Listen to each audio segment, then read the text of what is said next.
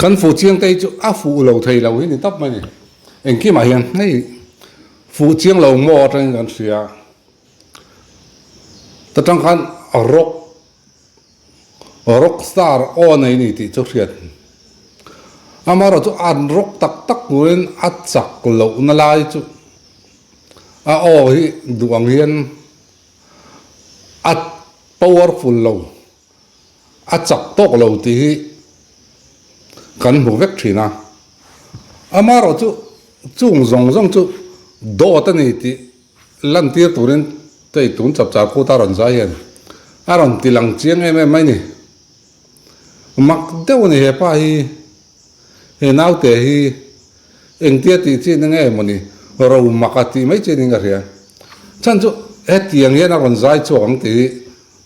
music man phachin le khrechin chon tiang hian jela ro sang aron zai chuak thayang ti tu man an ring lawang ani top kan ngai thang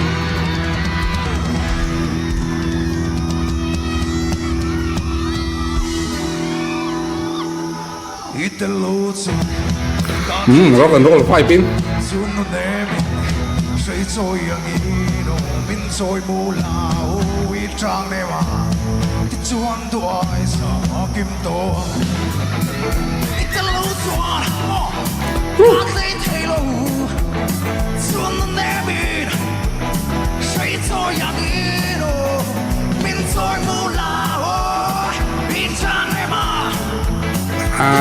pula om ba cha không ba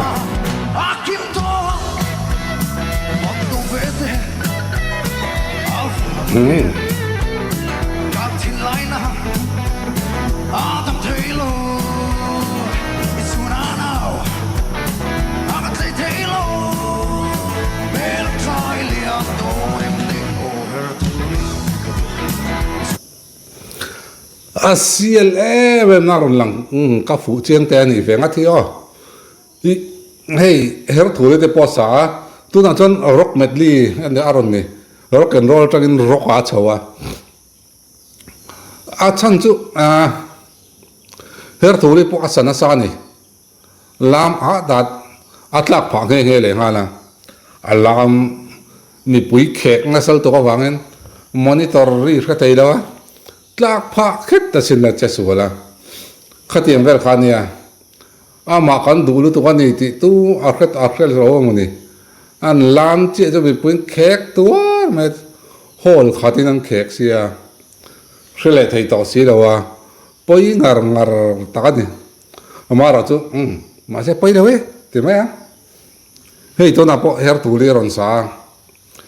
rock and roll in aron sa rock and roll beat in live music in aron sa ni danga a her thuli sak le to na her thuli sak o phoi zong engkim adang lam luk side b top ani mai apui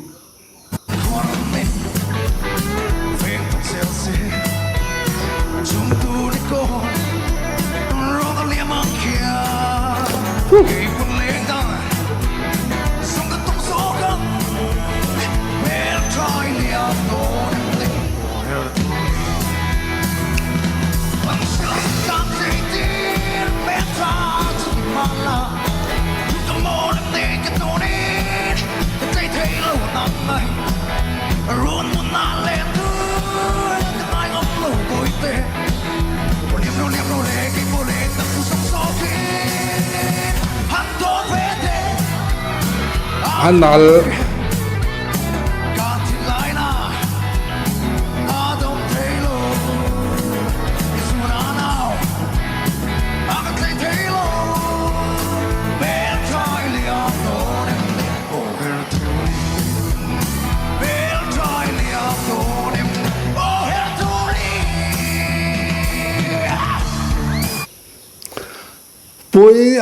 apui ka fu chiang te ani ka pate ka apui a hai no ta aron clock zong kha an ngai to la apui ani rock not dik takin rock voice dik takin aron thleng chho ni ni dang cho din zo sentimental le rock vibe ding zo sentimental rock kan ti meng chu tiang vibe cho na sa thina to na chon pure rock and roll in ai hết tiang hết ang tin nghe he nào hi ai ner dang lam zung thai ti mặc cái gì thì nó apo cho cái lại hết à museum avon thatat chi anh tin ngay ner ram zung thai hết tiang ai in siam ram zung thai mặc tắc cái mặc tắc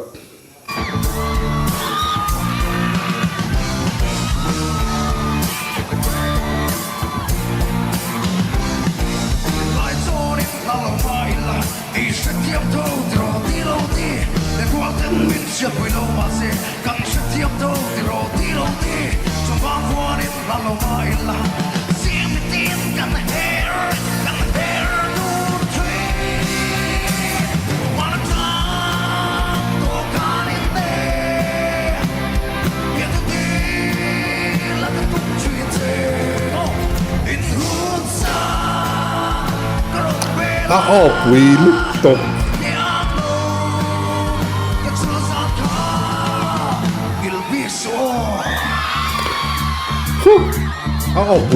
quỷ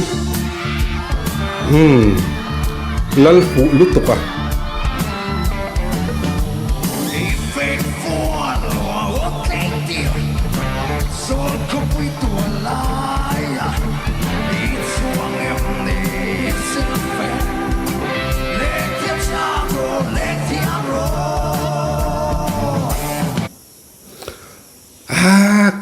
cầm ngur sung thấy anh chú hay cái chú hard rock vibe pa say liền gần nia hard rock generation say liền gần nia apui cái tiếng anh Lalrosanga alo zai thì mà đi các cái chi hay là cái ta kia lệ chiang rồi lên à cái tiếng anh rock thấy anh thấy cái rinh phẳng ai lâu chim tin music man chin cái gì đó các lệ ông gì à anh kim sẽ phát triển cho tiếng hiền Lalrosanga azai chuộc thấy anh ti in rin park cái rinh lâu chim apui top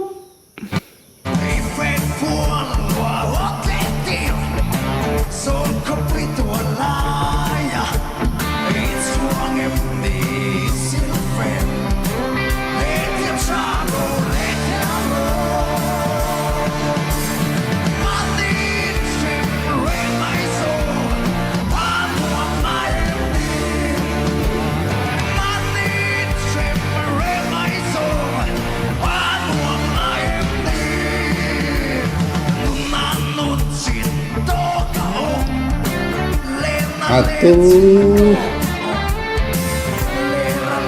kamur sung tay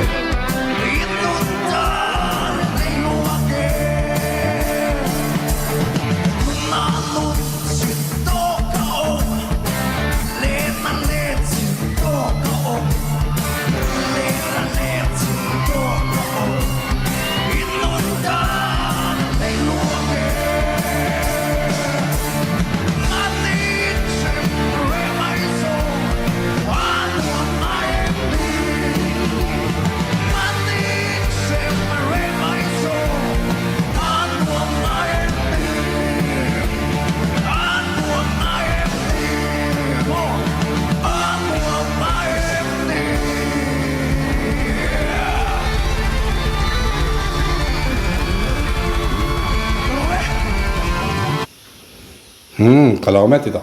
oleh apui ini top mana? Intinya tiang yang aran zai cuatai, zo sentimental rock type in azai lewa, stay jami pui min trap view, kan du view azai tiam, patian fakna la sa nung zetin mitui kau cuak tai kau pin azai le, cumi pialama. Misal tena stage kan na ilen ber AR la mola Chapchar kut stage a aron rock le aya rocker tha kan nei to lawang ti tur khopin aron rock le theitlat hetiang em mi talented mi talent nga mi thei nanga mi thiam in herrem zung thei kan zai mi te nan wang mo tang phụ chiang te chu alo phu ni a phu ni ole hun man nuam vek kule